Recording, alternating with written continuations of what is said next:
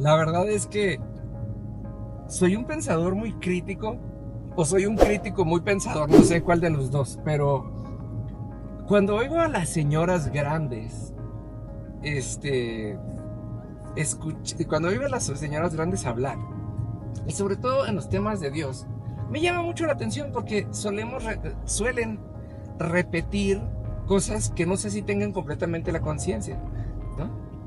El típico, hay una señora ahí que trabaja ahí cerca de mi casa y cada vez que nos vemos, ¿cómo está? Muy bien, y usted también, gracias a Dios, ¿no?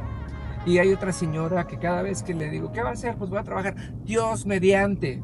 Y entonces me quedo pensando que digo, mira, obviamente es una manera de traer a Dios a la conciencia, pero muchas veces, en mi opinión, no puedo decir que sea así, pero muchas veces estas son frases que rayan más en el hábito no racional que en el hecho como tal, porque muchas veces, amados, usted y yo entramos en situaciones difíciles y luego, esta la dice mucho una prima que quiero mucho, pero que sea lo que Dios quiera, ¿no? Y entonces digo, ¿por qué, ¿por qué Dios habría de querer algo que fuera malo, ¿no?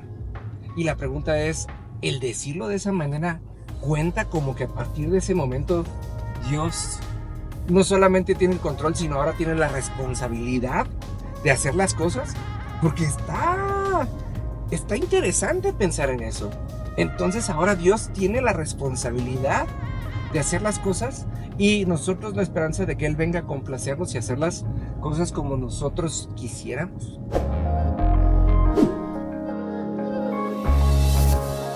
Amados, muy buenos días. Estas son esas cosas que nos pasan en el día a día. Hay veces que usamos así como frasecitas de cierre. Y a partir de ahora es 1, 2, 3 por mí y por todos mis amigos y es la culpa de Dios. Que Dios se encargue. Y si no fue, es que Dios no quiso. Y si sí fue, es que Dios sí quiso o yo fui muy bueno. Porque normalmente yo fui muy bueno, ¿no? Y nos pasa en el día a día. Y la pregunta del millón es, si yo estoy poniendo mi vida en las manos de Dios, entonces Dios va a actuar. Pero no es que perdamos la comunicación, es te lo dejo en tus manos, dejamos de hablar y ahí me reportas cuando termines, porque así actuamos. Y mire, yo me pongo a pensar mucho porque la semana pasada hablábamos de esto.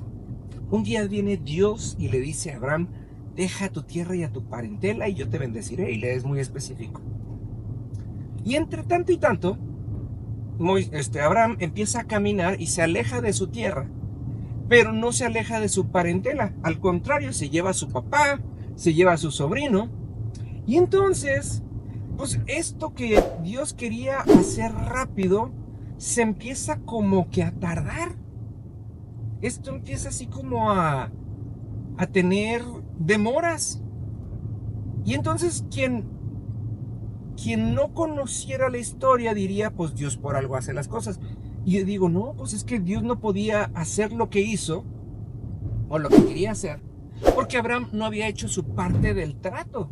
Es decir, a Abraham le tocaba alejarse de su tierra y dejar a su parentela. Y si usted lo ve en la historia de la Biblia, se va a dar cuenta que no es hasta que Abraham entierra a su papá y después se aleja de Lot, su sobrino, que Dios puede hacer lo que siempre dijo que iba a hacer. Entre tanto y tanto, tenemos que reconocer que Dios trabajó en el corazón de Abraham y lo prosperó y lo hizo crecer y muchas otras cosas.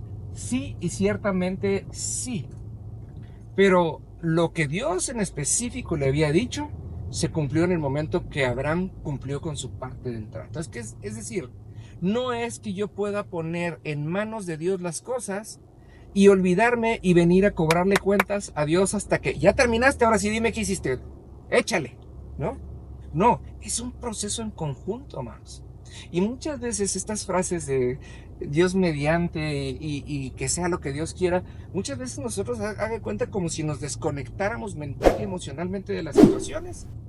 Y entonces le damos oportunidad a Dios para que haga, y cuando Dios termine, que venga y que nos dé cuentas de lo que hizo. Y no es así. Amados, nosotros llenamos nuestras vidas del por qué y estamos esperando que Dios nos dé una explicación.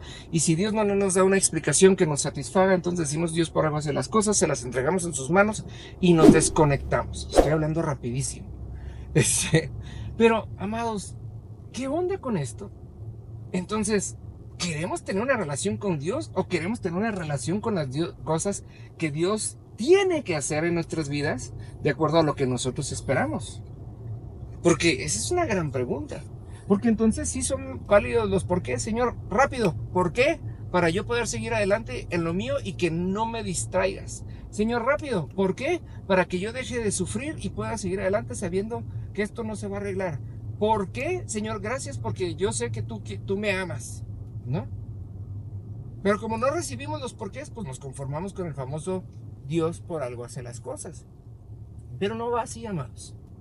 No va así. Por eso Jesús dijo en Juan 17:3: las cosas que yo estoy haciendo, ustedes no las entienden ahora, pero les prometo que algún día las entenderán. Y entonces aquí está la promesa.